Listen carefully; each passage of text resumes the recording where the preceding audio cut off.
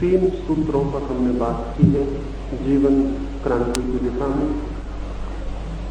पहला सूत्र था सिद्धांतों से, शास्त्रों से मुक्ति, क्योंकि जो किसी भी तरह की मानसिक कारागृह में बंद है वो जीवन की सत्य की खोज की यात्रा नहीं कर सकता है। और वे लोग जिनके हाथों में जंजीरें हैं उतने बड़े गुलाम नहीं हैं जितने वे लोग जिनकी आत्मा पर विचारों की जंजीरें हैं, वादों, सिद्धांतों, संप्रदायों की जंजीरें। आदमी की असली गुलामी मानसिक। दूसरे दिन दूसरे सूत्र पर बात की है भीड़ की आंखों में अपने प्रतिबिंब से बचने की, पब्लिक ओपिनियन, वो दूसरी जंजीर। आदमी जीवन भर यही देखता रहता है कि दूसरे मेरे संबंध में क्या सोचते हैं और दूसरे मेरे संबंध में ठीक सोचे, इस भांति का अभिनय करता रहता है। ऐसा व्यक्ति अभिनेता ही रह जाता है। ऐसे व्यक्ति के जीवन में चरित्र जैसी कोई बात नहीं होती। ऐसा व्यक्ति बाहर के अभिनय में ही खो जाता है, भीतर की आत्मा से उसका कभी संबंध नहीं होता है। दूसरा सूत्र था भीड़ से मुक्ति। तीसरा सूत्र था दमन से मुक्ति। वे जो अपने चित्त को दबाने में ही जीवन नष्ट कर देते हैं, जिस बात को दबाते हैं उसी बात से बंधे रह जाते हैं। अगर उन्होंने धन से छूटने की कोशिश की, लोभ को दबाया, तो वे परम लोभी हो जाएंगे। अगर उन्होंने काम को, सेक्स को दबाया तो कामुक हो जाएंगे। जिसको आदमी दबाता है वही हो जाता है। ये कल तीसरे सूत्र की बात की, आज चौथे सूत्र की बात करें। इसके पहले कि हम चौथे सूत्र को समझें, दमन के संबंध में वास्तविक रूप से कुछ समझ लेना होगा।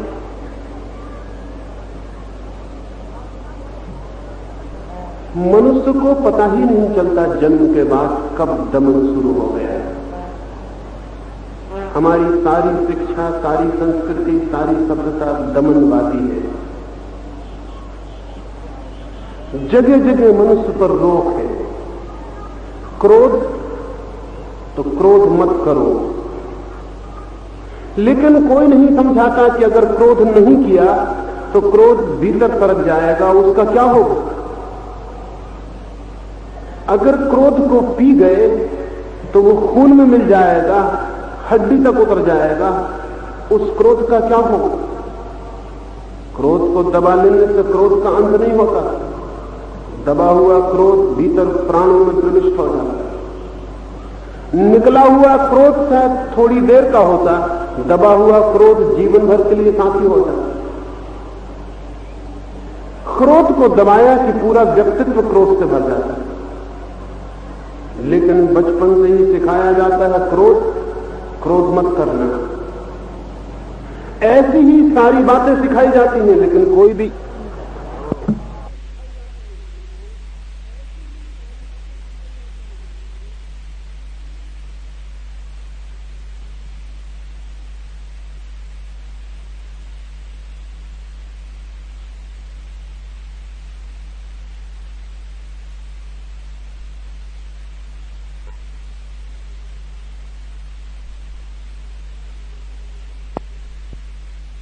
होने तक वे नाव को खेलते रहे।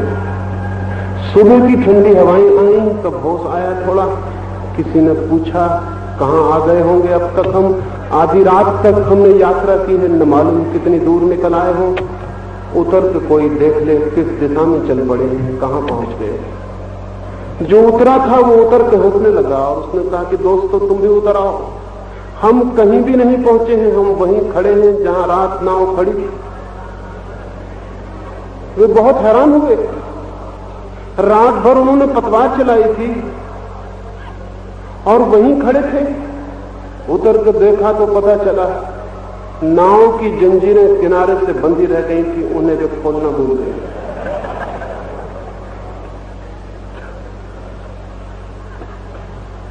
जीवन भी पूरे जीवन नाव खेने पर, पूरे जीवन पतवार खेने पर कहीं पहुंचता हुआ मालूम नहीं पड़ता।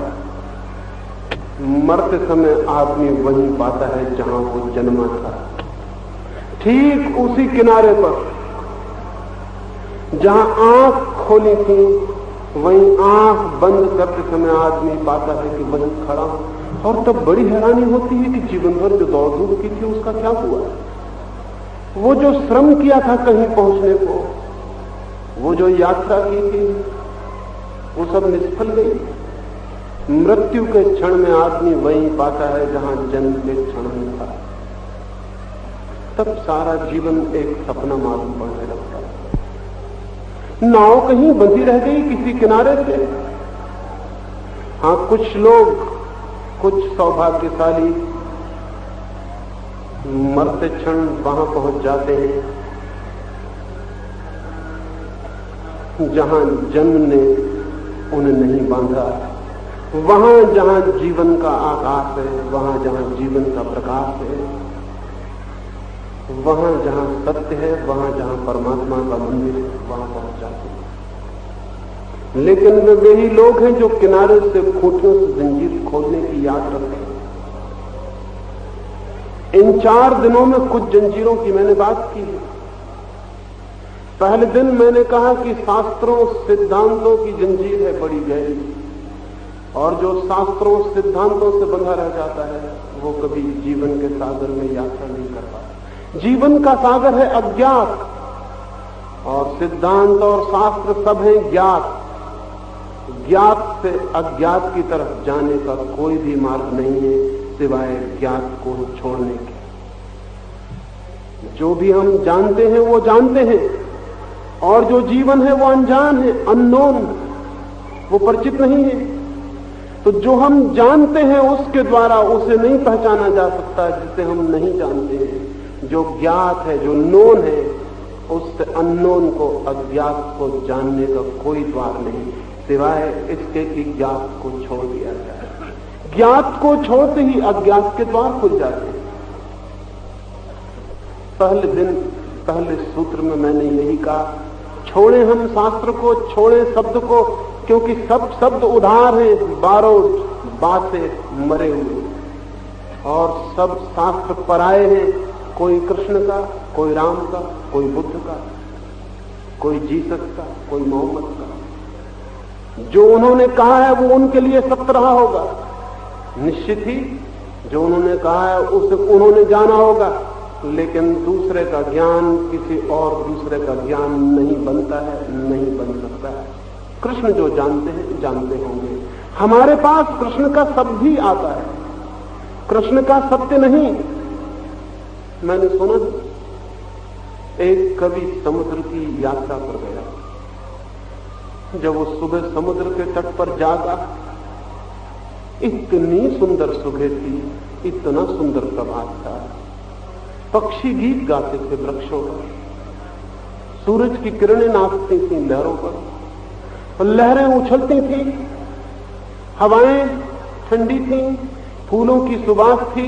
वो नाचने लगा उस सुंदर प्रभात में, और फिर उसे याद आया कि उसकी प्रेयसी तो एक अस्पताल में बीमार पड़ी, काश वो भी आज यहां होती। लेकिन वो तो नहीं आ सकती, वो तो बिस्तर से बंधी है, उसके तो उठने की कोई संभावना नहीं। तो उस कवि ने को सूझा कि फिर मैं ये करूं, समुद्र की इन ताजी हवाओं को, इन सूरज की नाचती किरणों को, इस संगीत को, इस सुवास को एक पेटी में बंद करके ले जाऊं और अपनी प्रेयसी को कहूं, देख कितनी सुंदर सुबह से एक टुकड़ा तेरे लिए ले आया। वो गांव गया और एक पेटी खरीद के लाया, बहुत सुंदर पेटी। उस पेटी में उसने समुद्र के किनारे खोलकर हवाएं भर ली, सूरज की नाचती किरणें भर ली, सुगंध भर ली। वो सुबह का एक टुकड़ा उस पेटी में बंद करके ताला लगा के सब रंग रंग बंद कर दी कि कहीं से वो सुबह बाहर न निकल जाए।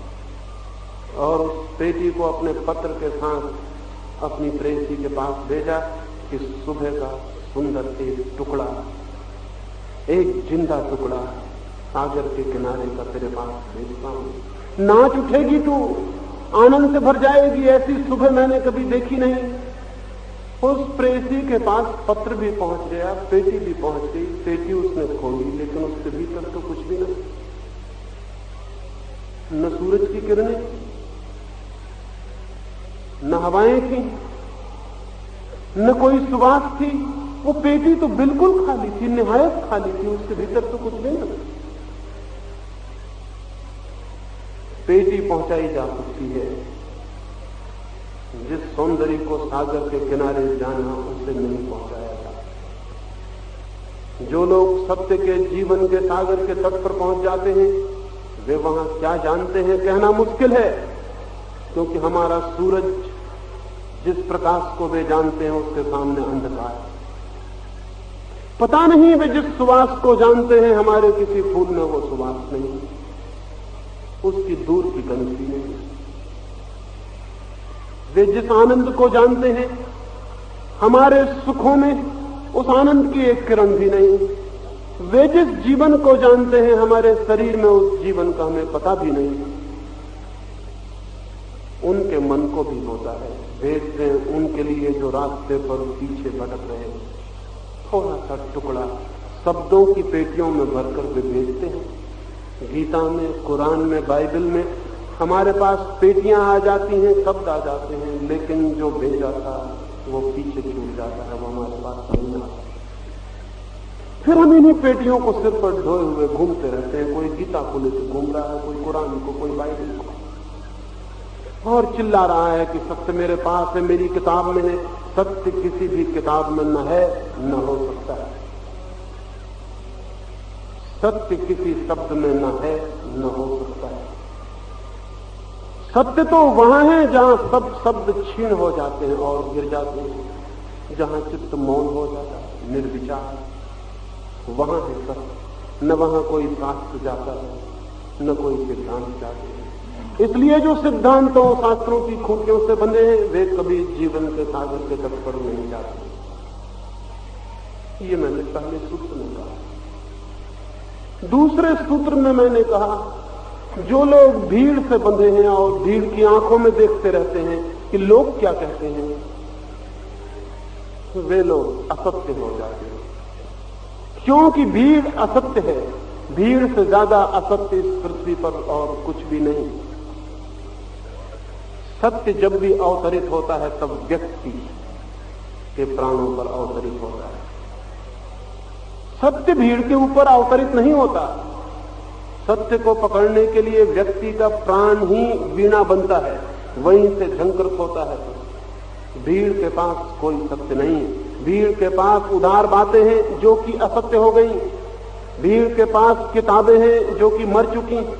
भीड़ के पास महात्माओं, तीर्थंकरों, अवतारों के नाम हैं जो सिर्फ नाम हैं, जिनके पीछे अब कुछ भी नहीं बचा, सब राख हो गया।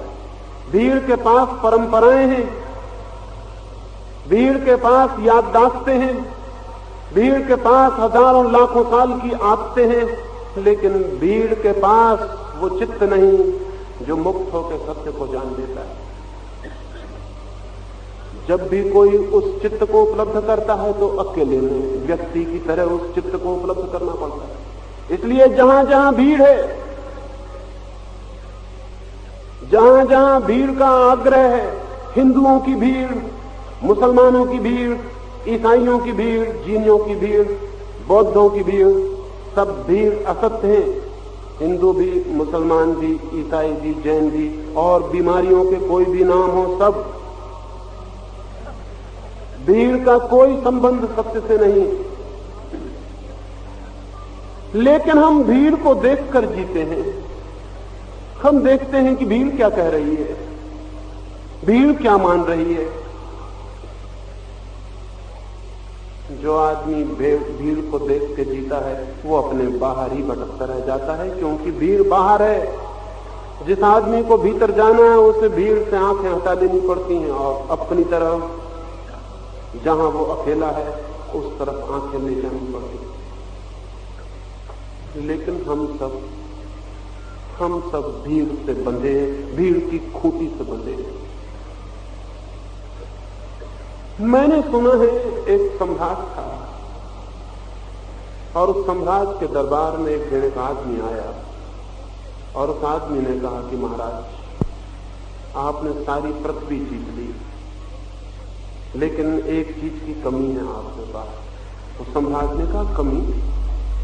कौन सी है कमी? जल्दी बताओ, क्योंकि मैं तो बेचैन हुआ जाता हूं। मैं तो सोचता था सब मैंने जीत लिया। उस आदमी ने कहा, आपके पास देवताओं के वस्त्र नहीं, मैं देवताओं के वस्त्र आपके लिए ला सकता हूं। सम्राट ने कहा, देवताओं के वस्त्र तो कभी न देखे न सुने, कैसे लाओगे? उस आदमी ने कहा, लाना ऐसे तो बहुत मुश्किल है, क्योंकि पहले तो देवता बहुत सरल थे, और आजकल हिंदुस्तान के सब राजनीतिक मर के स्वर्गीय हो गए हैं। वहां बड़ी बेईमानी, बहुत करप्शन, सब शरारतें शुरू हो गई। हिंदुस्तान के राजनीतिक मर के सब स्वर्गीय हो जाते, नरक में तो कोई जाता नहीं। हालांकि कोई राजनीतिक स्वर्ग में नहीं जा सकता, और अगर राजनीतिक जिस दिन स्वर्ग में जाने लगेंगे उस दिन स्वर्ग भले आदमियों के रहने योग्य जगह न रह जाएगी, लेकिन होते तो सभी स्वर्गीय हैं। तो उसने कहा कि जब से ये सब पहुंचने लगे हैं वहां बड़ी मुश्किल हो गई, बहुत रुष्पत चल पड़ी है। वहां लाने भी पड़ेंगे अगर देवताओं के वस्त्र, तो करोड़ों रुपए खर्च हो जाएंगे। उस सम्राट ने कहा, करोड़ों रुपए? उस आदमी ने कहा कि दिल्ली में जाइए तो लाखों खर्च हो जाते हैं, तो स्वर्ग है, करोड़ों रुपए खर्च हो जाएंगे। चपरासी भी वहां करोड़ों से नीचे की बात नहीं करता है। उस राजा ने कहा, धोखा देने की कोशिश तो नहीं कर रहे हो? उस आदमी ने कहा कि सम्राटों को धोखा देना मुश्किल है, क्योंकि उनसे बड़े धोखेबाज जमीन पर दूसरे नहीं हो सकते। उनको क्या धोखा दिया जा सकता है? डाकुओं को क्या लूटा जा सकता है? हत्यारों की क्या हत्या की जा सकती है? मैं निरीह आदमी आपको क्या धोखा दूंगा? और फिर चाहे तो आप पहरा लगा दें, मुझे एक महल के भीतर बंद कर दें, मैं महल के भीतर ही रहूंगा, क्योंकि देवताओं के वहां जाने का रास्ता आंतरिक है, इसलिए बाहर की कोई यात्रा नहीं करनी। लेकिन करोड़ों रुपए खर्च होंगे और 6 महीने लग जाएंगे। राजा ने कहा, 6 महीने? मैं तो सोचता था तू दिन 2 दिन में ले आएगा। उसने कहा कि दिन 2 दिन में तो दिल्ली में फाइल नहीं सरकती, तो स्वर्ग में क्या इतना आसान है? आप समझते? कोशिश मैं अपनी करूंगा। राजा ने कहा, ठीक है। दरबारियों ने कहा, यह आदमी धोखेबाज मालूम पड़ता है, देवताओं के वस्त्र कभी सुने हैं आपने? राजा ने कहा, लेकिन धोखा दे के ये जाएगा कहां? नंगी तलवारों का पहरा लगा दिया और उस आदमी को महल में बंद कर दिया। वो रोज कभी करोड़, कभी 2 करोड़ रुपए मांगने लगा। 6 महीने में उसने अरबों रुपए मांग लिए, लेकिन राजा ने कहा, कोई फिक्र नहीं, जाएगा कहां? ठीक 6 महीने पूरे हुए, वो आदमी पेटी लेके बाहर आ गया। उसने सैनिकों से कहा, मैं कपड़े ले आया हूं, चले महल की तरफ। तब तो शक की कोई बात न रही। सारी राजधानी महल के द्वार पर इकट्ठी हो गई। दूर दूर से लोग देखने आ गए थे, दूर दूर से राजे बुलाए गए थे, सेनापति बुलाए गए थे, बड़े लोग बुलाए गए थे, धनपति बुलाए गए थे। दरबार ऐसा सजा था जैसा कभी ना सजा होगा। वह आदमी पेटी लेके जब उपस्थित हुआ तो राजा की हिम्मत में हिम्मत आई। अभी तक डरा हुआ था कि अगर बेईमान ना हुआ और पागल हुआ तो भी हम क्या करेंगे। उसने कह दिया कि नहीं मिलते, लेकिन वो पेटी लेके आ गया तो विश्वास आ गया। उस आदमी ने आके पेटी रखी और कहा, महाराज वस्त्र ले आया हूं, आ जाएं आप, अपने वस्त्र छोड़ दें, मैं आपको देवताओं के वस्त्र देता हूं। पगड़ी लेकर राजा की उसने पेटी के भीतर डाल दी। पेटी के भीतर से हाथ अंदर निकाल के बाहर लाया, हाथ बिल्कुल खाली था। उसने कहा, ये संभालिए, देवताओं की पगड़ी दिखाई पड़ती ना आपको? क्योंकि देवताओं ने चलते वक्त कहा था, ये कपड़े उन्हीं को दिखाई पड़ेंगे जो अपने बाप से पैदा होते हैं। पगड़ी थी नहीं, दिखाई बिल्कुल नहीं पड़ती थी, लेकिन एकदम दिखाई पड़ने लगी। उस सम्राट ने कहा, क्यों नहीं दिखाई पड़ती? सम्राट लेकिन मन में सोचा कि मेरा बाप धोखा दे देगा, पगड़ी दिखाई तो नहीं पड़ती है। लेकिन वो भीतर की बात अब भीतर ही रखनी उचित थी। दरबारियों ने भी देखा, गर्दनें बहुत ऊपर उठाई, आंखें साफ की, लेकिन पगड़ी नहीं थी। लेकिन सबको दिखाई पड़ने लगी। सब दरबारी आगे बढ़ के कहने लगे, महाराज ऐसी पगड़ी कभी देखी नहीं, कोई पीछे रह जाए तो कोई ये ना समझ ले कि इसको दिखाई नहीं पड़ती, तो सब एक दूसरे के आगे होने लगे, जोर जोर से कहने लगे कि कहीं धीरे कहो तो किसी पड़ोस को ये शक न हो जाए कि आदमी धीरे बोल रहा है, कहीं ऐसा तो नहीं कि उसको दिखाई नहीं पड़ती। जब सम्राट ने देखा कि सब दरबारियों को दिखाई पड़ती तो उसने सोचा दिखाई ही पड़ती होगी जब इतने लोगों को दिखाई पड़ती। फिर हर एक ने यही सोचा कि मैं ही कुछ गड़बड़ में हूं, भीड़ को दिखाई पड़ रही। पगड़ी पहन ली, कोट पहन लिया जो नहीं था, कमीज पहन ली जो नहीं थी, फिर धोती भी निकल गई, फिर आखिरी वस्त्र के निकलने की नौबत आ गई। तब राजा घबराया कि कहीं कुछ धोखा तो नहीं है, नंगा खड़ा हो जाऊंगा। डरने लगा तो उस आदमी ने कहा झिझकिए मत महाराज, नहीं तो लोगों को शक हो जाएगा, जल्दी से निकाल दीजिए। झूठ की यात्रा बड़ी खतरनाक है। पहले कदम पर कोई रुक जाए तो रुक जाए, फिर बाद में रुकना बहुत मुश्किल हो जाए।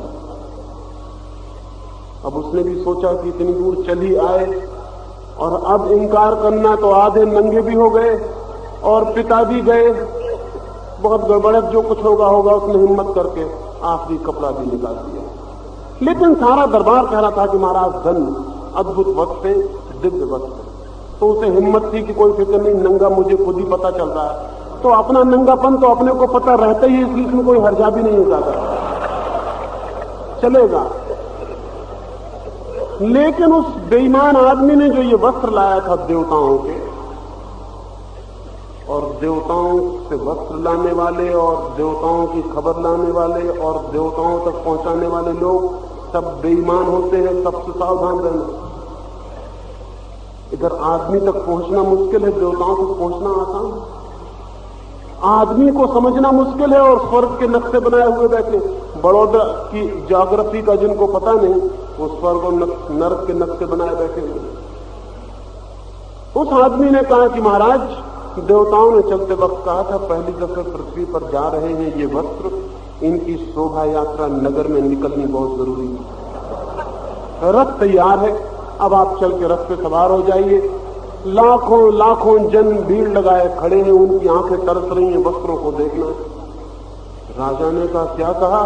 अब तक महल के भीतर थे, अपने ही लोग थे, महल के बाहर सड़कों पर। लेकिन उस आदमी ने धीरे से कहा घबराइए मत, जिस तरकीब से यहां सबको वस्त्र दिखाई पड़ रहे हैं उसी तरकीब से वहां भी सबको दिखाई पड़ेंगे। आपके रथ के पहले ही डुंडी पीट दी जाएगी सारे नगर में कि ये वस्त्र उसी को दिखाई पड़ते हैं जो अपने बाप से पैदा हुआ है। आप घबराइए मत, अब जो हो गया, आप चलिए। राजा समझ तो गया कि वो बिल्कुल नंगा है और किसी को वस्त्र दिखाई नहीं पड़ रहे, लेकिन अब कोई भी अर्थ न था। जाके बैठ गया सिंहासन, जाके बैठ गया रथ पर। स्वर्ण सिंहासन रथ पर लगा, नंगा राजा स्वर्ण सिंहासन पर। स्वर्ण सिंहासनों पर नंगे लोग भी बैठे हैं, जिनकी शोभा यात्राएं निकल रही हैं नंगे लोगों की भी हैं। लेकिन नगर के लाखों लोगों को बस एकदम वस्त्र दिखाई पड़ने लगे। वही लोग जो महल के भीतर थे, वही महल के बाहर भी हैं, वही आदमी, वही भीड़ वाला आदमी, सब वस्त्रों की प्रशंसा करने लगे। कौन झंझट में पड़े? जब सारी भीड़ को दिखाई पड़ता है तो व्यक्ति की हैसियत से अपने को कौन इंकार करे? कौन कहे कि मुझे दिखाई नहीं पड़ता? इतना बल जुटाने के लिए बड़ी आत्मा चाहिए, इतना बल जुटाने के लिए बड़ा धार्मिक व्यक्ति चाहिए, इतना बल जुटाने के लिए परमात्मा की आवाज चाहिए। कौन सी हिम्मत जुटाए इतनी बड़ी भीड़? फिर मन में यह भी शक होता है कि जब इतने लोग कहते हैं तो ठीक ही कहते होंगे, इतने लोग गलत क्यों कहेंगे?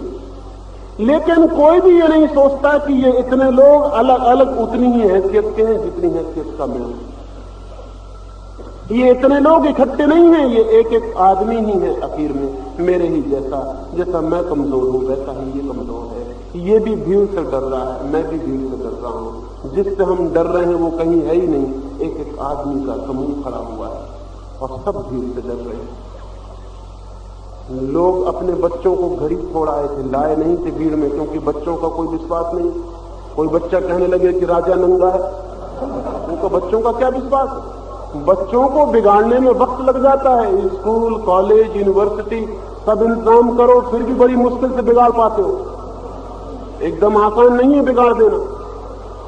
छोटे छोटे बच्चों को कोई नहीं लाया था, लेकिन कुछ बच्चे जोरदार थे और कुछ बच्चे ऐसे थे जिनकी माताओं की वजह से पिताओं को उनसे डरना पड़ता था, उनको लाना पड़ा था। वो कंधों पर सवार होकर आ गए।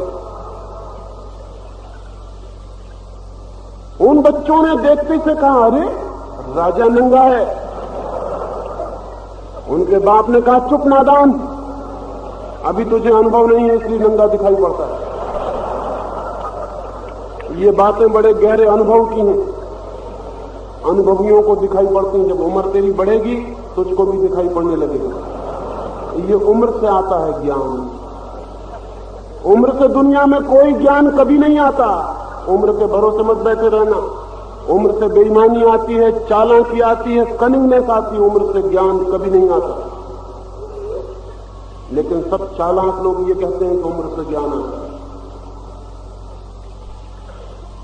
फिर बेटे कहने लगे कि आप कहते हैं आपको दिखाई पड़ रहे हैं बस? हाँ, हमें दिखाई पड़ रहे हैं। उनके पिताओं ने कहा, बिल्कुल दिखाई पड़ रहे हैं। हम अपने ही बाप से पैदा हुए हैं, ऐसा कैसे हो सकता है कि हमको दिखाई न पड़ रहे? और तुम अभी बच्चे हो, ना समझ हो, भोले हो, अभी तुम्हें समझ नहीं आता। जिन बच्चों को सत्य दिखाई पड़ा था उन्हें भीड़ के भय का कोई पता नहीं था, इसलिए दिखाई पड़ा था। बड़े होंगे, भीड़ से भयभीत हो जाएंगे, फिर उनको भी बस दिखाई पड़ने लगते। ये भीड़ डराए हुए है चारों तरफ से एक एक आदमी को। इसलिए जीसस ने कहा है, एक बाजार में वो खड़े थे, कुछ लोग उनसे पूछने लगे कि तुम्हारे स्वर्ग के राज्य में तुम्हारे परमात्मा के दर्शन को कौन उपलब्ध हो सकता? तो जीसस ने चारों तरफ नजर दौड़ाई और एक छोटे से बच्चे को उठा के ऊपर कर लिया और कहा कि जो इस बच्चे की करे। क्या मतलब रहा होगा? क्या साइज छोटी होगी तो ईश्वर के राज्य में चले जाइएगा? कि उम्र कम होगी तो ईश्वर के राज्य में चले जाएंगे? नहीं। क्या बच्चे मर जाएंगे तो सब ईश्वर के राज्य में चले जाएंगे? नहीं।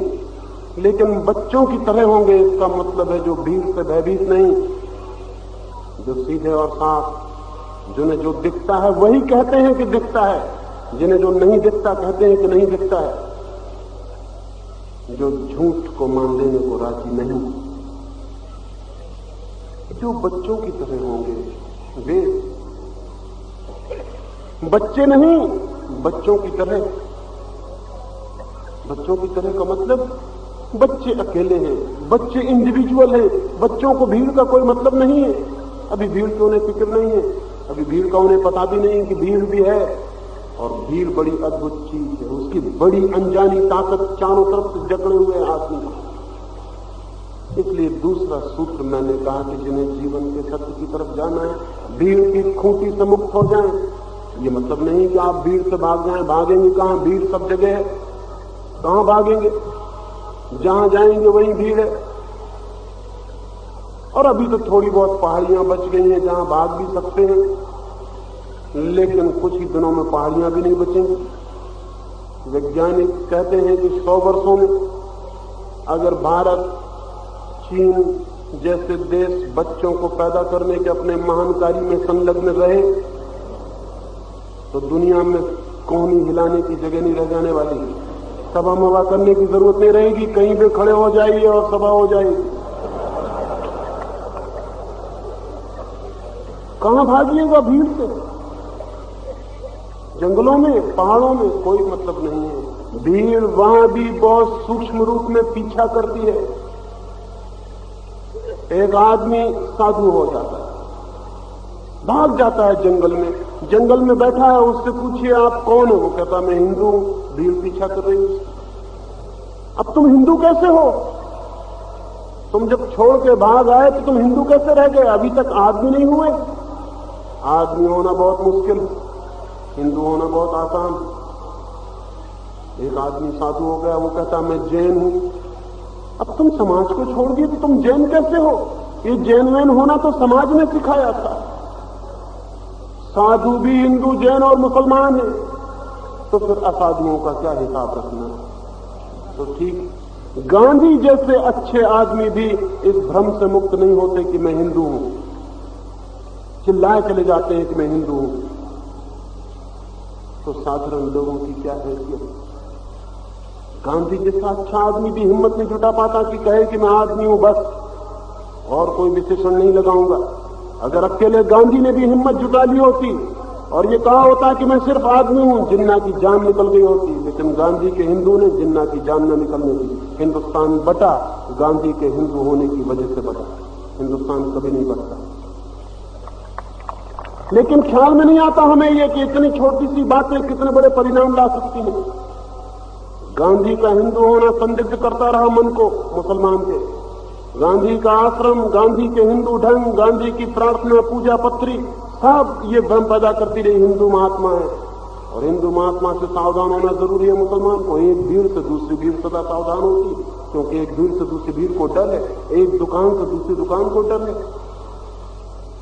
जिन्ना का मुसलमान खत्म हो जाता, गांधी का हिंदू खत्म नहीं हो सका। और जिन्ना से हम आशा नहीं करते कि उसका खत्म हो, वो आदमी साधारण है। गांधी से हम आशा कर सकते हैं, लेकिन गांधी से खत्म नहीं हो सका तो जिन्ना से क्या खत्म हो सकता है।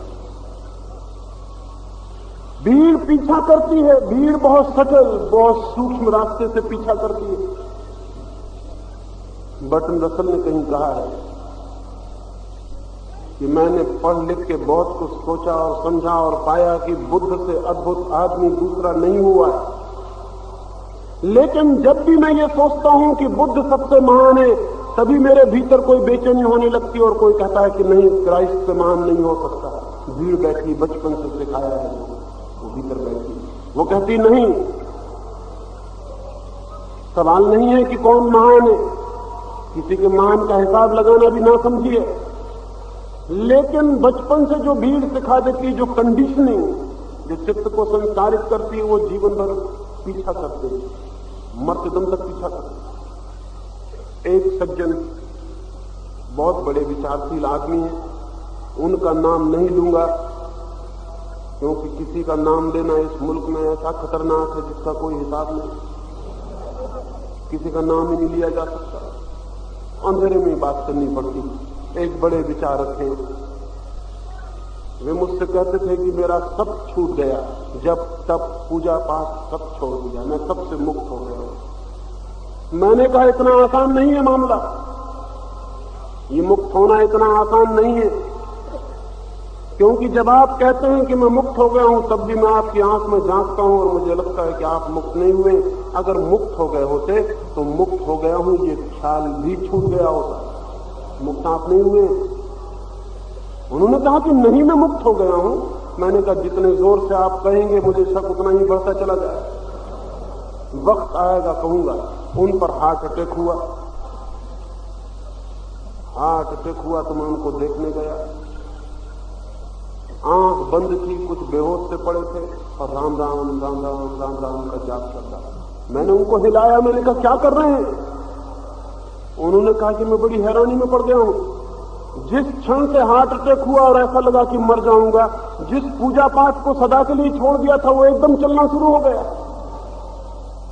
अब मैं रोकना भी चाहता हूं तो नहीं रुकता, मेरे भीतर चल रहा है जोर से राम राम राम राम राम राम। मैं सोचता था छोड़ दिया, आप कहते थे शायद ठीक ही कहते थे, छोड़ना बहुत मुश्किल। इतने गहरे में उसकी जड़ें बैठी हैं भीड़ की, वो जो सिखा देती वो भीतर बैठा हुआ, वो भीतर गहरे से गहरे में बैठ गया। अब गांधी जी कितना कहते थे अल्लाह ईश्वर तेरे नाम, लेकिन जब गोली लगी तो अल्लाह का नाम याद नहीं आया। नाम आ गया हे राम, अल्लाह का नाम याद नहीं आया। गोली लगी तो याद आया हे राम। वो हिंदू भीतर बैठा है, वो वहां भीतर आत्मा के भीतर से भीतर घुस गया है। वो वहां से जब गोली लगी तो सब भूल गया, अल्लाह ईश्वर तेरे नाम निकला हे राम, हे अल्लाह निकल जाता। काश गांधी, बड़ा मुश्किल था लेकिन नहीं निकल सकता, ये असंभव। वो हिंदू भीतर बैठा। गहरे में भीड़ घुस जाती है आदमी के। भीड़ से भागने का मतलब ये नहीं कि जंगल चले जाना, भीड़ से भागने का मतलब अपने भीतर खोजना और जहां जहां भीड़ के चिन्ह पाए उनको उखाड़ के फेंक देना और धीरे धीरे कोशिश जारी रखना कि व्यक्ति का आविर्भाव हो जाए, भीड़ से मुक्त चित्त ऊपर उठाए, भीड़ छूट जाए, भीतर अंतर में चित्त में। जो आदमी अपने चित्त की वृत्तियों को दबाता है, वो जिन वृत्तियों को दबाता है उन्हीं से बंध जाता है। जिससे बंधना हो उसी से लड़ना शुरू कर देना। दोस्त से उतना गहरा बंधन नहीं होता जितना दुश्मन से होता है। दोस्त की तो कभी कभी याद आती, सच तो यह है कि कभी नहीं आती। जब मिलता है तभी कहते हैं कि बड़ी याद आती, लेकिन दुश्मन की 24 घंटे याद बनी रहती। रात सो जाओ तब भी वो सांस सोता है, सुबह उठो दुश्मन सांस उठता है। जितनी गहरी दुश्मनी हो उतना गहरा सांस हो जाए। इसलिए दोस्त कोई भी चुन लेना, दुश्मन थोड़ा सोच विचार के चुनना चाहिए, क्योंकि उनसे 24 घंटे सांस रहना पड़ता। दोस्त कोई भी चल जाता, ऐरा जरा का खाजा कोई भी चल जाता, लेकिन दुश्मन के साथ हमेशा रहना पड़ता है। ये मैंने तीसरे सूत्र में कहा कि दमन भूल के मत करना, क्योंकि दमन अच्छी चीजों की तो कोई करता नहीं, दमन करता है बुरी चीजों। और जिनका दमन करता है, जिनसे लड़ता है, उन्हीं से गठबंधन हो जाता है, उन्हीं के साथ फेरा पड़ जाता है। जिस चीज को हम दबाते हैं उसी से जकड़ जाते हैं। मैंने सुना है एक होटल में एक रात एक आदमी मेहमान हुआ, लेकिन होटल के मैनेजर ने कहा जगह नहीं है, आप कहीं और चले जाएं, एक ही कमरा खाली है और वो हम देना नहीं चाहते। उसके नीचे एक सज्जन ठहरे हुए हैं, अगर ऊपर जरी खड़बड़ हो जाए, आवाज हो जाए, कोई जोर से चल दे तो उनसे झगड़ा हो जाता है। तो जब से उसको पिछले मेहमान ने खाली किया है, हमने तय किया कि अब खाली ही रखेंगे जब तक नीचे के सज्जन विदा नहीं लेंगे। कुछ सज्जन ऐसे होते हैं जिनके आने की राह देखनी पड़ती, कुछ सज्जन ऐसे होते हैं जिनकी जाने की भी राह देखनी पड़ती, और दूसरे तरह के ही सज्जन ज्यादा होते हैं। पहले तरह के सज्जन तो बहुत मुश्किल है जिनकी आने की राह देखनी पड़ती। उस मैनेजर ने कहा कि क्षमा करिए, हम उनकी जाने की प्रतीक्षा कर रहे हैं, जब वो चले जाएं तब आप आइए। उस आदमी ने कहा आप हैरान घबराएं ना, मैं सिर्फ 2-4 घंटे की रात सोऊंगा, दिन भर बाजार में काम करना है, रात 2 बजे लौटूंगा, सो जाऊंगा, सुबह 6 बजे उठ के मुझे गाड़ी पकड़नी है। अब नींद में उनसे कोई झगड़ा होगा इसकी आशा नहीं है, नींद में चलने की मेरी आदत भी नहीं है, और कोई गड़बड़ नहीं, मैं सो जाऊंगा, आप फिक्र ना करें। मैनेजर मान गया। वह आदमी 2 बजे रात लौटा, थका मांदा दिन भर के काम के बाद बिस्तर पर बैठ के उसने जूता खोल के नीचे पटका। तब उसे ख्याल आया कि कहीं नीचे के मेहमान की जूते की आवाज सुनी न खुल जाए, तो उसने दूसरा जूता धीरे से निकाल के रख के सो गया। घंटे भर बाद नीचे के मेहमान ने दस्तक दी कि सज्जन दरवाजा खोलिए। वो बहुत हैरान हुआ कि घंटा भर मेरी नींद भी हो चुकी, अब क्या गलती हो गई होगी। दरवाजा खोला, डरा हुआ उस आदमी ने पूछा कि दूसरा जूता कहां है। मुझे बहुत मुश्किल में डाल दिया। जब पहला जूता गिरा मैंने समझा कि अच्छा वहां से आ गए, फिर दूसरा जूता गिरा ही नहीं। अब मैं प्रतीक्षा कर रहा हूं कि दूसरा जूता अब गिरे अब गिरे। फिर मैंने अपने मन को समझाया मुझे किसी के जूते से क्या लेना देना, हटाओ कुछ भी हो। लेकिन जितना मैंने हटाने की कोशिश की, दूसरा जूता मेरी आंखों में झूलने लगा। आंख बंद करता हूं, जूता लगता दिखता, आंख खोलता हूं, बड़ी बेचैनी हो गई, नींद आनी मुश्किल हो गई, धक्का देने लगा। बहुत समझाया कि कैसा पागल है तू, किसी के जूते से अपने को क्या मतलब, चाहे जूता पहन के सो रहा हो सोने दो, जो जाए करने दो उसे। लेकिन जितना मैंने मन को समझाया, दबाया, लड़ा, उतना ही वो जूता बड़ा होता गया और सिर पर घूमने लगा। अपने अपनी खोपड़ी की तलाश अगर आदमी करे तो पाएगा कि दूसरों के जूते वहां घूम रहे जिनसे कुछ लेना देना नहीं। लड़े कि खतरा हुआ। उस आदमी ने कहा क्षमा करिए, इसलिए मैं पूछने आया, पता चल जाए तो मैं सो जाऊं शांति से, झगड़ा बंद हो। जो उस आदमी के साथ हुआ वो सबके साथ होगा। सप्रेसिव माइंड, दमन करने वाला चित्त हमेशा व्यर्थ की बातों में उलझ जाता है। सेक्स को दबाओ, और 24 घंटे सेक्स का जूता सिर पर घूमेगा। क्रोध को दबाओ और 24 घंटे क्रोध प्राणों में घुस के चक्कर काटने लगे। और एक तरफ से दबाओ और दूसरी तरफ से निकलने की चेष्टा होगी, क्योंकि प्रत्येक वृत्ति एक ऊर्जा है, एनर्जी है। आप दबाओगे एनर्जी को तो वो कहीं से निकलेगी। एक झरने को आप इधर से दबा दो, वो दूसरी तरफ से फूट के बहेगा, उधर से दबाओ तीसरी तरफ से बहेगा। झरना है तो दबाने से काम नहीं हो सकता। एक आदमी दफ्तर में है, उसका मालिक कुछ बेहूदी बातें कह दे, और मालिक बेहूदी बातें कहते हैं, नहीं तो मालिक होने का मजा ही खत्म। मजा क्या है मालिक होने में? किसी से बेहूदी बातें कह सकते हैं और वो आदमी ये भी नहीं कह सकता कि आप बेहूदी बातें कह रहे हैं। और फिर मालिक बेहूदी बातें कहे या न कहे, नौकर को मालिक की सब बातें बेहूदी मालूम पड़ती हैं। नौकर होने ही इतनी बेहूदगी है कि अब और जो भी कुछ कहा जाए वो बेहूदगी मालूम पड़ती है। अगर मालिक या बात जोर से बोलता है, क्रोध की बातें कहता है, तो भी नौकर को खड़े होकर मुस्कुराना पड़ता है। भीतर आग लग रही कि गर्दन दबा दे। ऐसा कौन नौकर होगा जिसको मालिक की गर्दन दबाने का ख्याल ना आता हो? आता है, जरूर आता है, आना भी चाहिए, नहीं तो दुनिया बदलेगी भी नहीं। मगर ऊपर से मुस्कुराहट ओंठ फैला देगा 6 इंच और कहेगा कि बड़ी अच्छी बातें कह रहे हैं, बड़े वेद वचन बोल रहे हैं, बड़ी वाणी आपकी मधुर है, उपनिषद के ऋषि भी क्या बोलते होंगे ऐसी बात। धन्य भाग क्या आपके अमृत वचन मेरे ऊपर गिरे। भीतर आग जल रही है, दबा लेगा अपने क्रोध को, लेकिन क्रोध को दबा के कितनी देर चल सकते हो? साइकिल चलाएगा तो पैडल जोर से चलेगा, कार ड्राइव करेगा तो कार एकदम 60 से 100 भागने लगेगी। वो जो क्रोध दबाया वो सब तरफ से निकलने की कोशिश करेगा। अमेरिका के मनोवैज्ञानिक कहते हैं कि अगर आदमी के क्रोध की कोई समझ पैदा हो सके तो अमेरिका के एक्सीडेंट 50% कम हो जाएंगे। वो जो एक्सीडेंट हो रहे हैं वो सड़क की वजह से कम हो रहे हैं, दिमाग की वजह से ज्यादा हो रहे हैं। आपको पता है जब क्रोध में साइकिल चलाते हैं तो किस तरह चलती है साइकिल? एकदम हवा लग जाती है, फिर कोई नहीं दिखाता, ऐसा मालूम पड़ता रास्ता खाली है एकदम, और सामने कोई आ जाए तो और ऐसा मन होता है कि टकरा दे जोर से, क्योंकि वो भीतर जो टकराहट चल रही है। वो आदमी तेजी से साइकिल चलाता हुआ घर पहुंचेगा, रास्ते में 2-4 बार बचेगा टकराने से, क्रोध और भारी हो जाए। अब जाके वो घर प्रतीक्षा करेगा कि कोई मौका मिल जाए और पत्नी की गर्दन दबा ले। पत्नी बड़ी सरल चीज है, वो है ही इसलिए कि आप घर आइए उसकी गर्दन दबाइए। उसका मतलब क्या, उसका उपयोग क्या है? और उसका असली उपयोग यह है कि जिंदगी भर का जो कुछ आपके ऊपर गुजरे वो जाके पत्नी पर रिलीज करिए, उसको निकालिए।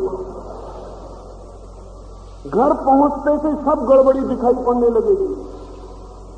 पत्नी जिसको कल रात ही आपने कहा था कि तू बड़ी सुंदर, एकदम मालूम पड़ेगी कि ये सूप नखा कहां से आ गई। सब खत्म हो जाएगा। फिल्म की अभिनेत्रियां याद आएंगी कि सौंदर्य उसको कहते हैं ये औरत। रोटी जली हुई मालूम पड़ेगी, सब्जी में नमक नहीं मालूम पड़ेगा, सब गड़बड़ मालूम पड़ेगा, घर अस्त व्यस्त घूमता हुआ मालूम पड़ेगा। टूट पड़ेंगे उस पर। कल भी रोटी ऐसी ही थी क्योंकि कल भी पत्नी यही थी, कल भी पत्नी यही थी जो आज है, लेकिन आज सब बदला हुआ मालूम पड़ेगा। वो जो भीतर दबाया है वो निकलने के लिए मार्ग खोज रहा है। और ध्यान रहे, जैसे पानी ऊपर की तरफ नहीं चढ़ता ऐसे क्रोध भी ऊपर की तरफ नहीं चढ़ता। पानी भी नीचे की तरफ उतरता है, क्रोध भी नीचे की तरफ उतरता है।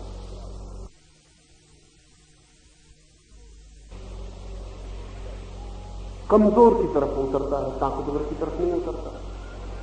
मालिक की तरफ नहीं चढ़ सकता है क्रोध। चढ़ाना हो तो बड़े पंप लगाना जरूरी है, कम्युनिज्म वगैरह के पंप लगाओ तब चढ़ सकता है मालिक की तरफ, नहीं तो नहीं चढ़ सकता। पत्नी की तरफ एकदम उतर जाता है और पत्नी कुछ भी नहीं कर सकती क्योंकि पति परमात्मा है। ये पति लोग ही समझा रहे हैं पत्नियों को कि हम परमात्मा हैं।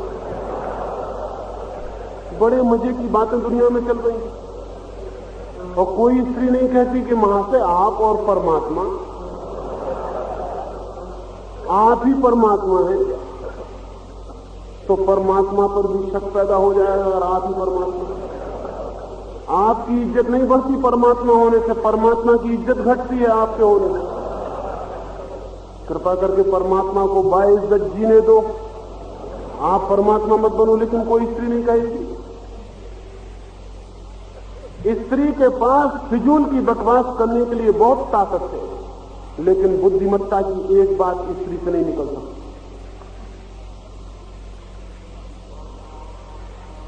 परमात्मा की तरफ से क्रोध नहीं किया जा सकता, उसको भी राह देखनी पड़ेगी, आग लग जाएगी उसके भीतर भी। बच्चे का रास्ता देखना पड़ेगा कि आओ बेटा आज तुम्हारा सुधार किया जाए। उस बेचारे को पता नहीं, वो अपना नाश्ता हुआ, अपना बस्ता हुआ स्कूल से चला आ रहा, उसको पता ही नहीं कि वो कहां जा रहा। उधर मां तैयार है, प्रतीक्षा कर रही सुधार का। जितने लोग सुधार की प्रतीक्षा करते हैं, ध्यान रखना भीतर कोई क्रोध है जिसकी वजह से सुधार की आयोजना चलती है। जिनके अपने बेटे नहीं होते वो अनाथालय खोल लेते, जिनका अपना घर नहीं होता वो आश्रम बना लेते हैं, लेकिन सुधार करते। जिनको कोई नहीं मिलता वो समाज की कोई भी तरकीब निकाल के सुधार करने में लग जाते हैं। भीतर क्रोध है, भीतर आग है, किसी को तोड़ने मरोड़ने बदलने की इच्छा है। वो बच्चा आते से फंस जाएगा। कल भी वो ऐसे ही आया था, नाश्ता हुआ, लेकिन आज नाचना उसका उपद्रव मालूम पड़ेगा। हमें वही दिखाई पड़ता है जो हमारे भीतर है। हमारा सब देखना प्रोजेक्शन। आज उसके कपड़े गंदे मालूम पड़ेंगे, वो रोज ऐसे ही आता है। बच्चे कपड़े गंदे नहीं करेंगे तो बूढ़े कपड़े गंदे करेंगे। बच्चे तो कपड़े गंदे करेंगे क्योंकि बच्चों को कपड़ों का पता ही नहीं है।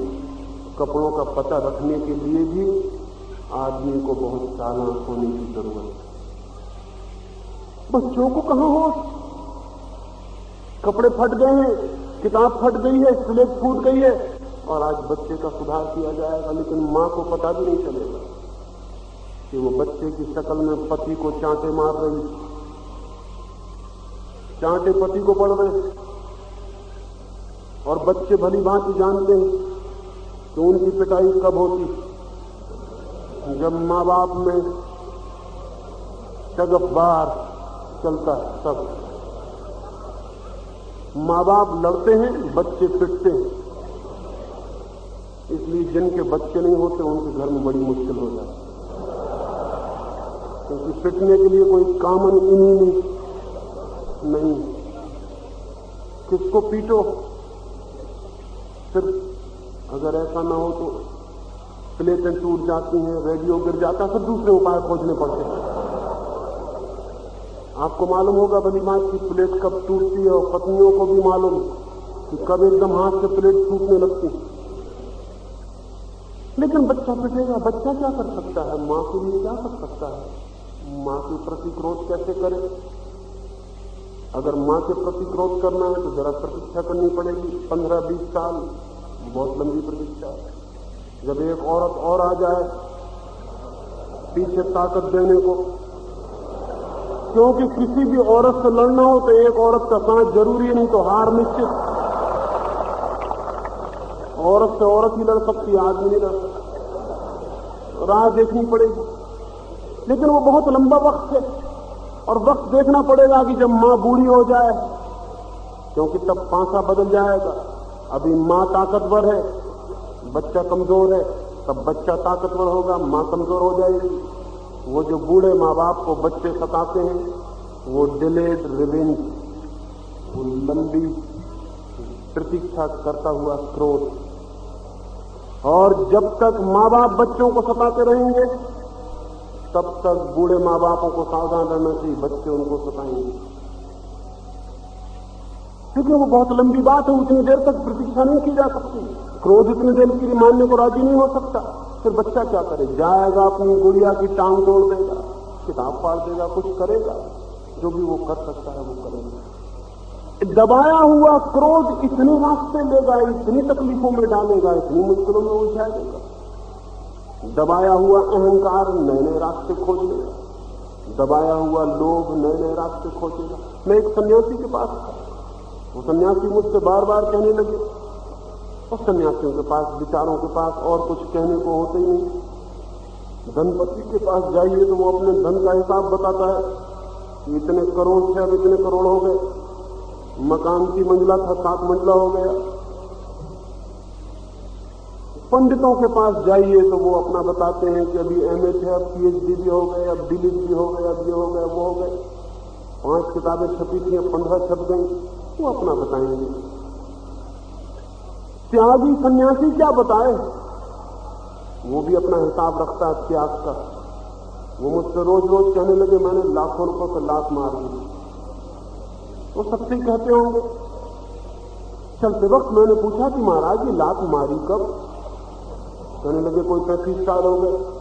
मैंने कहा लात ठीक से लग नहीं पाई, नहीं तो 35 साल तक याद रखने की क्या जरूरत? 35 साल बहुत लंबा वक्त है, और बेचारी लात मार दी खत्म करो, अब इसको 35 साल याद रखने की क्या जरूरत? लेकिन वो अखबार की कटिंग रखे हुए थे अपनी फाइल में जिसमें छपी थी 35 साल पहले ये खबर। कागज पुराने पड़ गए थे, पीले पड़ गए थे, लेकिन मन को बड़ी राहत देते होंगे। दिखाते दिखाते गंदे हो गए थे, अक्सर समझ में नहीं आते थे, लेकिन उनको तृप्ति हो जाती होगी। 35 साल पहले उन्होंने लाखों रुपए को लात मारी। मैंने उनसे कहा लात ठीक से लग जाती तो रुपए भूल जाते, लात ठीक से लगी नहीं, लात लौट के वापस आ गई। पहले अकड़ रही होगी कि मेरे पास लाखों रुपए हैं, अहंकार रहा होगा, सड़क पर चलते होंगे तो भोजन की कोई जरूरत न रही होगी, बिना भोजन के भी चल जाते होंगे, ताकत गर्मी रही होगी भीतर, लाखों रुपए मेरे पास है। फिर लाखों को छोड़ दिया, तब से अकड़ दूसरी आ गई होगी कि मैंने लाखों को लात मार दी, मैं कोई साधारण आदमी हूं। और पहली अकड़ से दूसरी अकड़ ज्यादा खतरनाक है। पहले अहंकार से दूसरा अहंकार ज्यादा सूक्ष्म, दबाया हुआ अहंकार वापस लौट आया।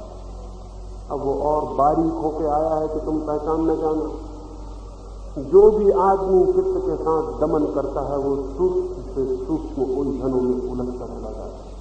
इसलिए मैंने तीसरा सूत्र कहा, दमन से सावधान रहना। दमन करने वाला आदमी रुग्ण हो जाता है, अस्वस्थ हो जाता है, बीमार हो जाता है, और दमन का अंतिम परिणाम विक्षिप्तता है, मैग्नेट। ये 3 बातें मैंने इन 3 दिनों में कही। आज चौथी बात और अंतिम बात आपकी कहना चाहता हूं, और वो ये, फिर क्या करें? न शास्त्र को माने, न समाज को, न नीति शास्त्र को जो कहता है कि दबाओ, दमन करो, लड़ो। फिर क्या करें? एक ही बात, एक छोटा सा सूत्र, छोटा है, सूत्र है, लेकिन बड़ी विस्फोट की, बड़ी एक्सप्लोजन की शक्ति है उसमें। जैसे छोटे से अणु में इतनी ताकत है कि सारी पृथ्वी को नष्ट कर दे, ऐसी उस छोटे से सूत्र में शक्ति है। इन तीनों जंजीरों से मुक्त होने के लिए एक ही सूत्र है, और वो सूत्र है जागरण, जागना, अवेयरनेस, ध्यान, अमूर्छा, होश, माइंडफुलनेस, कोई भी नाम दे, जागो। एक ही सूत्र है छोटा सा। उन सिद्धांतों के प्रति जागो जो पकड़े हुए हैं, और जागते ही उन सिद्धांतों से छुटकारा शुरू हो जाए। क्योंकि सिद्धांत आपको नहीं पकड़े हैं, आप उन्हें पकड़े हुए हैं। और जैसे आप जागे और आपको लगा कि अजीब बात है, गुलाम मैं बना हूं और गुलामी की जंजीर मेरी ही अपने हाथ में है, फिर छूटने में देर नहीं लगती। पहला जागरण चित्त के सिद्धांतों, वादों, संप्रदायों, धर्मों, गुरुओं, महात्माओं के प्रति जिनको हम जोर से पकड़े हुए हैं।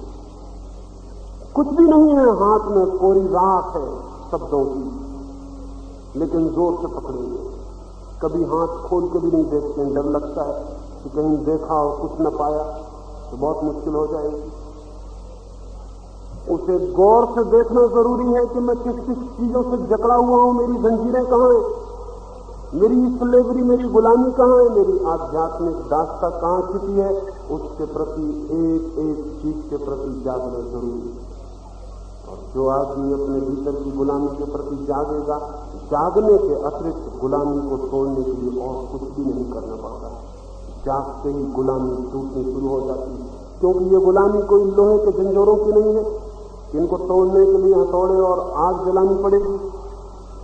ये जंजीरें कुछ बाहर नहीं है, ये जंजीरें सोए हुए होने की जंजीरें हैं। हमने कभी होश से देखा ही नहीं कि हमारी भीतर की मनोदशा क्या है, इसलिए हम चलते रहे अंधेरे में। जाग जाएंगे तो पता चलेगा कि तो हमने अपने हाथ से पागलपन कर रखा है, कोई दूसरा इसमें सहभागी नहीं है, हम खुद ही जिम्मेवार हैं। हम तोड़ दे सकते हैं जैसे ही होता जाए।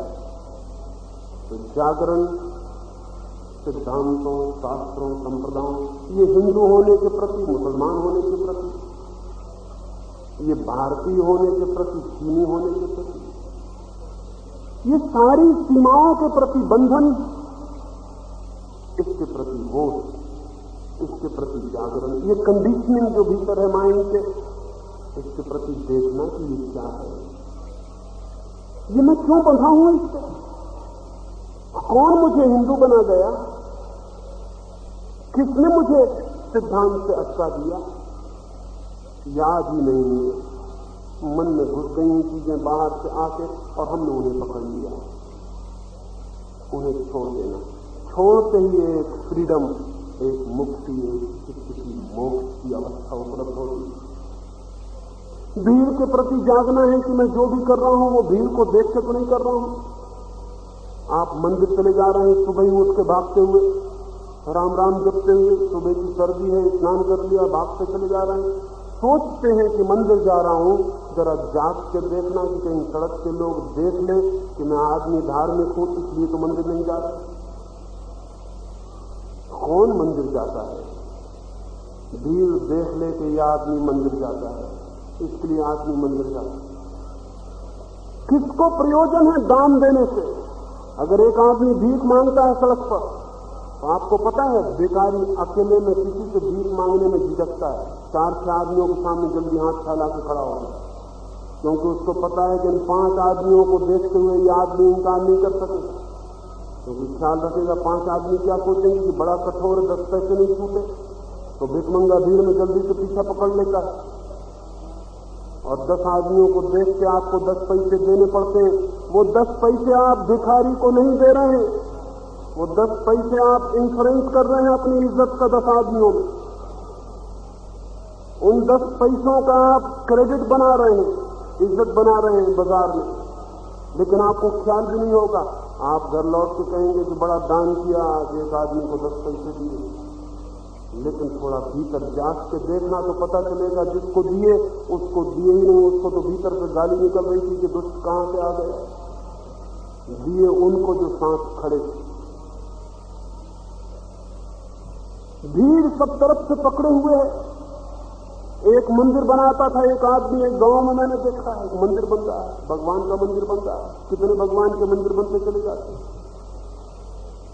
नया मंदिर बन रहा था उस गांव में, वैसे ही बहुत मंदिर थे, आदमियों को रहने की जगह नहीं है, भगवान के लिए मंदिर बनते चले जाते हैं। और भगवान का कोई पता नहीं है कि वो रहने को कब आएंगे कि नहीं आएंगे, आएंगे कि नहीं आएंगे, उनका कुछ पता नहीं। नया मंदिर बनने लगा तो मैंने उस मंदिर को बनाने वाले कारीगरों से पूछा कि बात क्या है। बहुत मंदिर हैं गांव में, भगवान का कहीं पता नहीं चलता, और एक किस लिए बना रहे हो? बूढ़ा था कारीगर, 80 साल उसकी उम्र रही होगी, बामुश्किल मूर्ति खोद रहा था। उसने कहा कि आपको शायद पता नहीं कि मंदिर भगवान के लिए नहीं बनाए जाते। मैंने कहा बड़े नास्तिक मालूम होते हो, मंदिर भगवान के लिए नहीं बनाए जाते तो किसके लिए बनाए जाते हैं? उस बूढ़े ने कहा पहले मैं भी ये सोचता था, लेकिन जिंदगी भर मंदिर बनाने के बाद इस नतीजे पर पहुंचा हूं कि भगवान के लिए जमीन पर एक भी मंदिर कभी नहीं बनाया गया। मैंने कहा मतलब क्या है तुम्हारा? उस बूढ़े ने मेरा हाथ पकड़ा और कहा कि भीतर आओ। और बहुत कारीगर काम करते थे, लाखों रुपए का काम था, क्योंकि कोई साधारण आदमी मंदिर नहीं बना रहा था। सबसे पीछे जहां पत्थरों को खोदते कारीगर थे, उस बूढ़े ने ले जाकर मुझे खड़ा कर दिया एक पत्थर के सामने और कहा कि इसलिए मंदिर बन रहा है।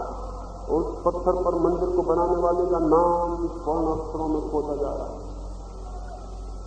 उस बूढ़े ने कहा सब मंदिर इस पत्थर के लिए बनते हैं, असली चीज ये पत्थर जिस पर नाम लिखा रहता है कि किसने बनवाया। मंदिर तो बहाना है इस पत्थर को लगाने का, ये पत्थर असली चीज है, इसकी वजह से मंदिर भी बनाना पड़ता है। मंदिर तो बहुत महंगा पड़ता है, लेकिन इस पत्थर को लगाना है तो क्या करें, मंदिर बनाना पड़ता है। मंदिर पत्थर लगाने के लिए बनते हैं जिनमें खुदा है कि किसने बनाया, लेकिन मंदिर बनाने वाले को शायद होश नहीं होगा कि ये मंदिर भीड़ के चरणों में बनाया जा रहा है, भगवान के चरणों में नहीं। इसलिए तो मंदिर हिंदू का होता है, मुसलमान का होता है, जैन का होता है, मंदिर भगवान का कहां होता है। भीड़ से सावधान होने का मतलब यह है कि भीतर जाग के देखना चित्त की वृत्तियों को कि कहीं भीड़ तो मेरा निर्माण नहीं करती है, 24 घंटे भीड़ तो मुझे मोल्ड नहीं करती है, कहीं भीड़ के सांचे में तो मुझे नहीं ढाला जा रहा है। क्योंकि ध्यान रहे भीड़ के सांचे में कभी किसी आत्मा का निर्माण नहीं होता।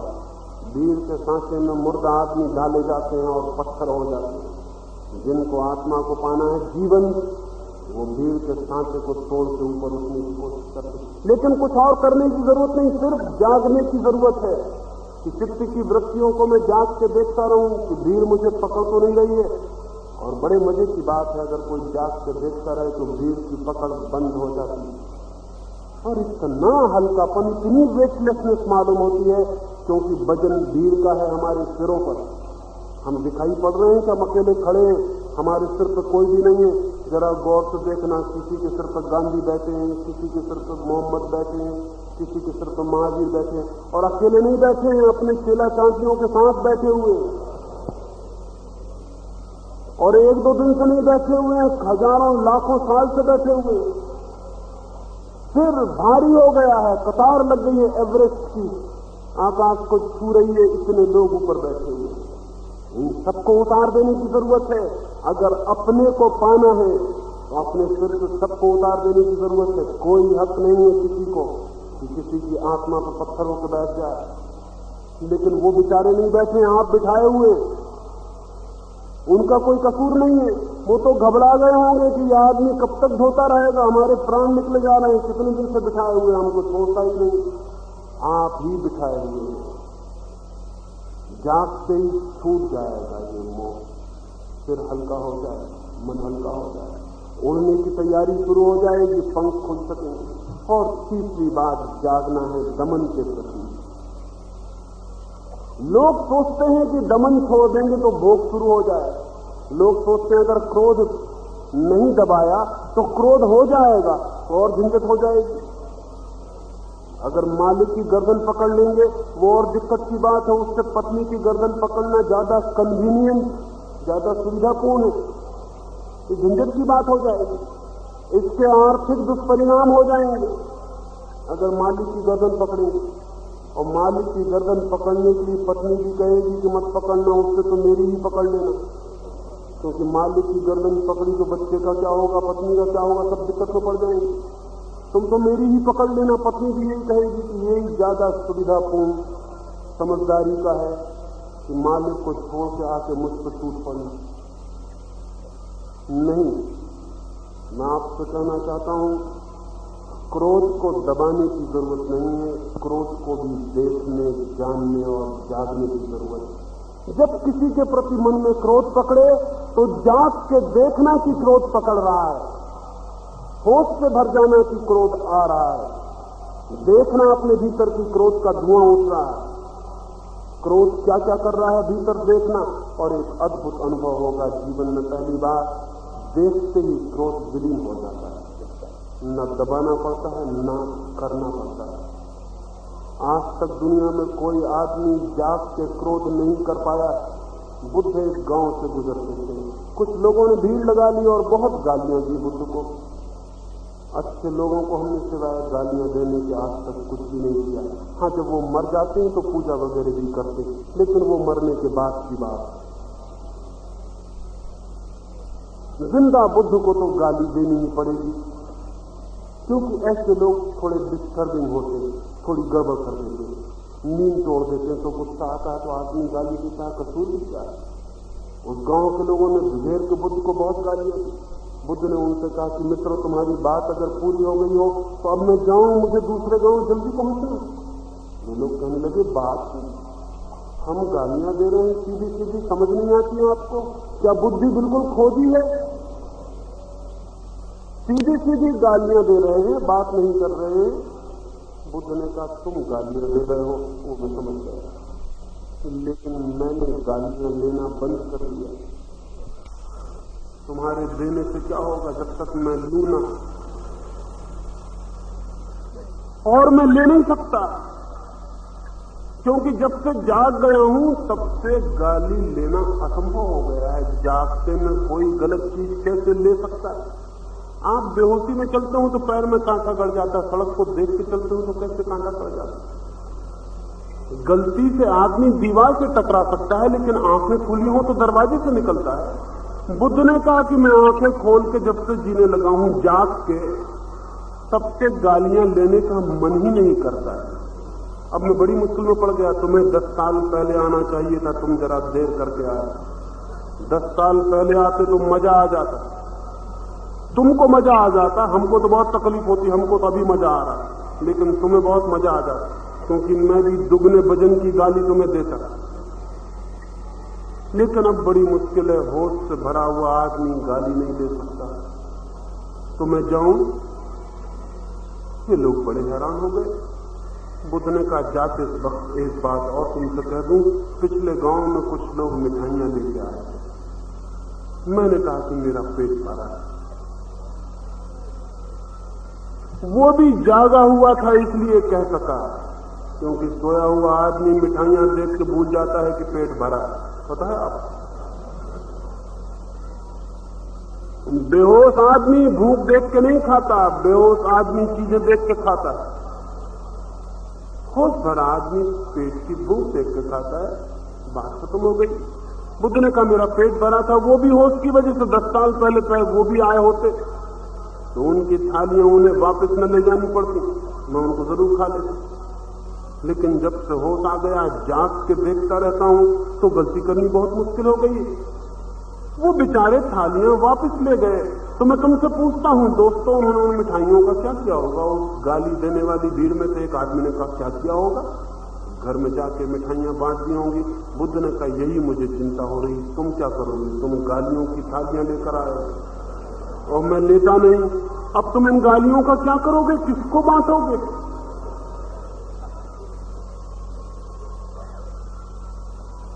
बुद्ध कहने लगे, मुझे बड़ी दया आती है तुम पर, अब तुम करोगे क्या?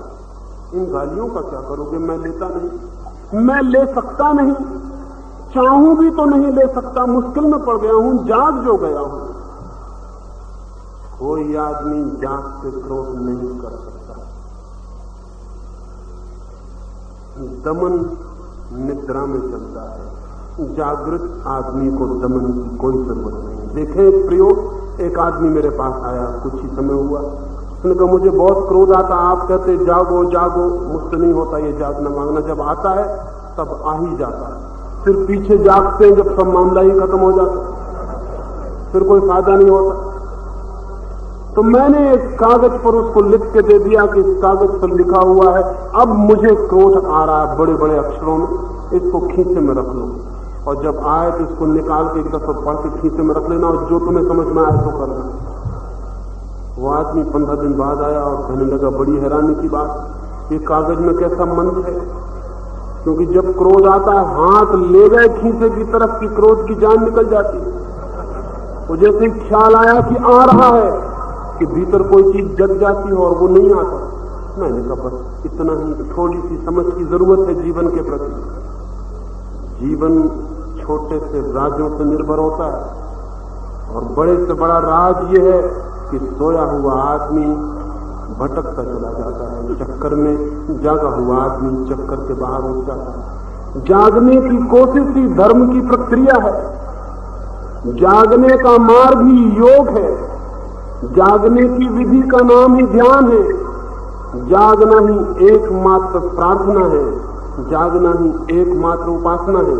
जो जागते हैं वे प्रभु के मंदिर को उपलब्ध हो जाते हैं, क्योंकि पहले वो जागते हैं तो वृत्तियां, व्यर्थताएं, कचरा, कूड़ा, करकट चित्त से गिरना शुरू हो जाता है। धीरे धीरे चित्त निर्मल हो जाता है जागे हुए आदमी का।